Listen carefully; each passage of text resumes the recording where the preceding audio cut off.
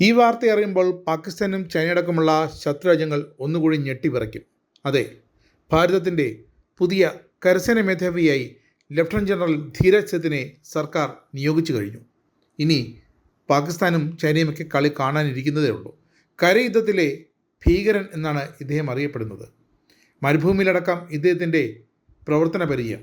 ഏകദേശം 4 പതിറ്റാണ്ടാണ് സൈനിക സേവനരംഗത്ത് അദ്ദേഹത്തിൻ്റെ പ്രവർത്തന പരിചയം ഇപ്പോഴുള്ളത്. നിലവിൽ കരസേനയുടെ വൈസ് ചീഫായി സേവനമനുഷ്ഠിച്ചു വരികയാണ് ധീരജ് സേത്ത്. ജൂൺ 30 ജനറൽ ഉപേന്ദ്ര ദ്വിവേദി കരസേനാ മേധാവി പദത്തിൽ നിന്ന് വിരമിക്കുന്ന ഒഴിവിലേക്കാണ് പുതിയ നിയമനം. ജൂൺ 30 തന്നെ അദ്ദേഹം ജനറൽ പദവിയോടെ പുതിയ ചുമതലയേൽക്കും. നാഷണൽ ഡിഫൻസ് അക്കാദമിയിലെ പൂർവ്വ വിദ്യാർത്ഥിയായ ധീരജ് സേത്ത് ആർമേഡ് കോറിലെ ഓഫീസറാണ്. 1986 ഡിസംബറിലാണ് അദ്ദേഹം ആർമേഡ് കോറിൽ കമ്മീഷൻ ചെയ്യപ്പെട്ടത്.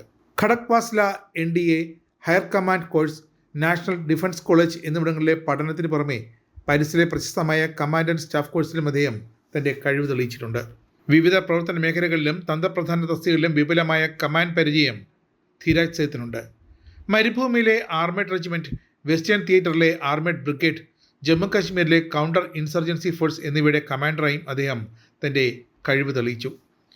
ലഫ്റ്റനന്റ് ജനറൽ എന്ന നിലയിൽ ഇന്ത്യൻ സൈന്യത്തിൻ്റെ മുൻനിര സ്ട്രൈക്ക് ഫോർമേഷനിലൊന്നായ സുദർശൻ ചക്ര കോറിൻ്റെ കമാൻഡറായും പ്രവർത്തനം നടത്തിയിട്ടുണ്ട്. പിന്നീട് ഡൽഹി ഏരിയയുടെ ജനറൽ ഓഫീസർ കമാൻഡിംഗായി ചുമതലയേറ്റ അദ്ദേഹം പ്രധാനപ്പെട്ട ദേശീയ അന്തർദേശീയ സൈനിക ഇടപെടലുകളുടെയും ഔദ്യോഗിക ചടങ്ങുകളുടെയും മേൽനോട്ടം വഹിച്ച മുതിർന്ന സൈനിക ഉദ്യോഗസ്ഥനാണ്.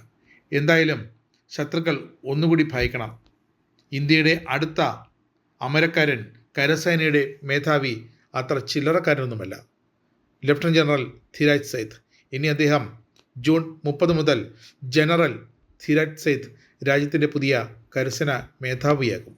മരുഭൂമി മേഖലയിലെ ആർമേഡ് റെജിമെൻറ്റ്, വെസ്റ്റേൺ തിയേറ്ററിലെ ആർമേഡ് കമാൻഡ്, ജമ്മു കാശ്മീരിലെ കൗണ്ടർ ഇൻസർജൻസി ഫോഴ്സ് എന്നിവയുടെ കമാൻഡറായി തുടർന്നപ്പോഴൊക്കെ ഭീകരർക്ക് ഒരു പേടി സ്വപ്നമായിരുന്നു ധീരജ് സേത്ത്.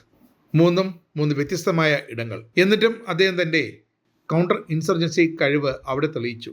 അതിനുശേഷമാണ് ലഫ്റ്റനന്റ് ജനറലായി ഡൽഹിയിലേക്ക് വരുന്നത്.